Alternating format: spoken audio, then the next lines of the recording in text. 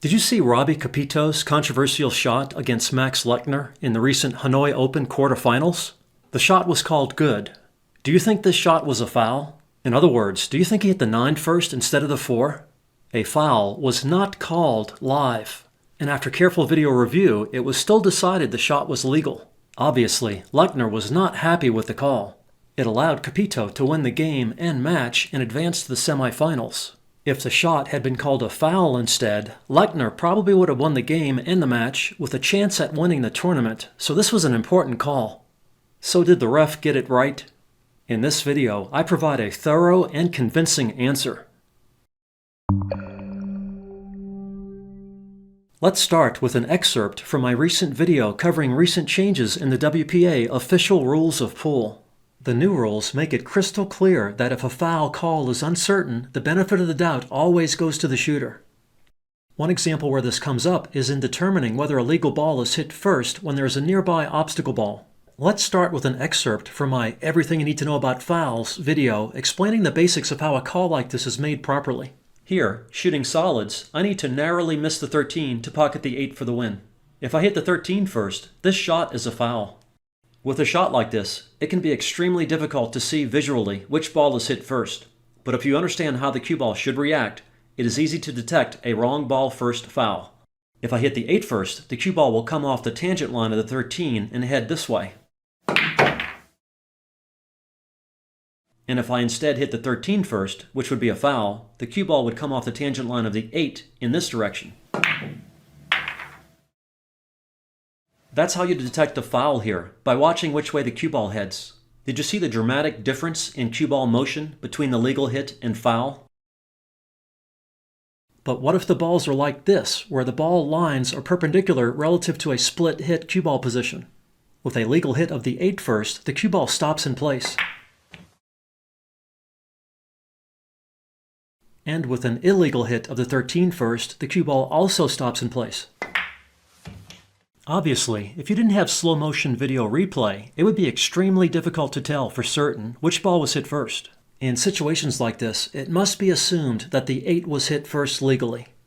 And even when slow motion replay is available, it still might be impossible to tell which ball was hit first, since a lot can happen between available video frames. Again, if it is not certain an illegal ball is hit first, the benefit of the doubt goes to the shooter and a legal shot is assumed. Before continuing, it is important to point out how tough it is to be a referee in a high-profile tournament like this, with the whole world watching. This was a tough call, and was certainly difficult to make live. And even after video review, it was still a tough call to make. There was no direct visual evidence that the 9 ball was hit first. In this video frame, just before contact, both balls are stationary. And in the next video frame available, both balls are moving. If this is the only evidence considered, no foul should be called because there is no direct proof the 9 was hit first. However, indirect evidence of how the cue ball moves should also be considered. As we will see in the remainder of the video, the cue ball motion does indicate a foul. But again, this can be difficult to judge live or after a brief instant replay review.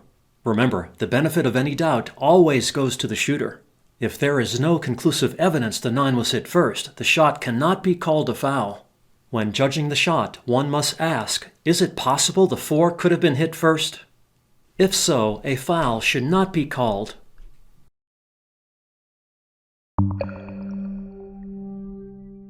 If no direct visual evidence of the wrong ball being hit first is available, one must be able to interpret cue ball motion as indirect evidence of a foul. To do this, one must understand tangent lines. If the cue ball hit the 9 first, which is a foul, the cue ball would initially come off the tangent line of the 4, which is perpendicular to the direction the 4 heads. For a slow-rolling cue ball, topspin curves the cue ball forward of the tangent line very quickly, but if the cue ball starts along the 4-ball tangent line direction, that indicates the 9 was hit first.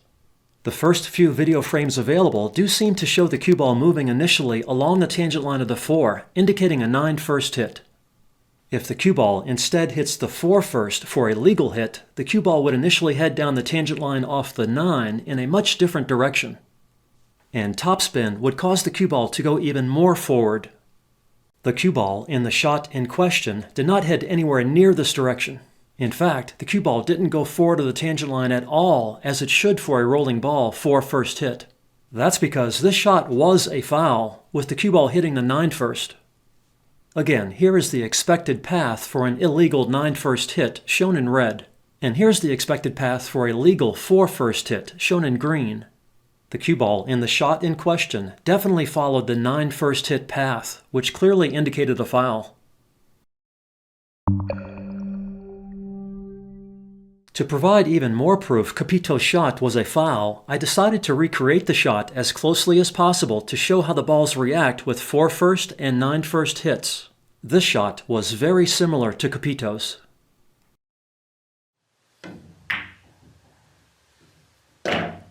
As with Capito's shot, the video frames do not indicate directly which ball was hit first. This frame is just before contact with the 4 and 9 both still. And this frame is just after contact, with both balls moving. Notice how similar the ending ball positions are with the recreated shot as compared to Capito's. Here's the shot again with the ball directions shown. Here's an obvious 9 first hit example. The ball paths are slightly different but similar. The cue ball clearly hit the 9 first, but not by much. Here's an obvious 4 first hit example. The cue ball direction is totally different, and the 9 barely moves. The cue ball clearly hit the 4 first, but not by much. I was very careful to position the balls as close as possible to Capito's shot layout, but in case I was off slightly, I decided to try different ball positions. Here, I tried the cue ball at a slightly different angle to try to get the 9 to move more with a 4 first hit. Again, hitting the 9 first resulted in similar ball motions as before.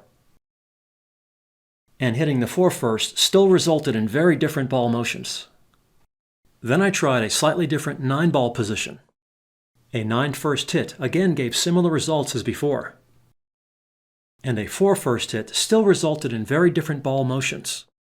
Then I tried slightly different 9 ball and cue ball positions, again trying to get the 9 to move more with a 4 first hit. A 9 first hit again gave similar results as before.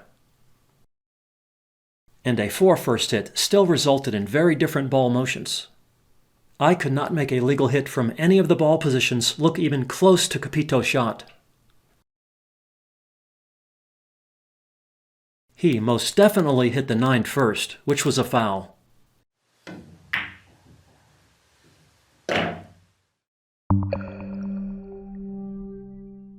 As always, see the links below in the video description or pinned comment for more information and examples. And good luck with your game from Dr. Dave.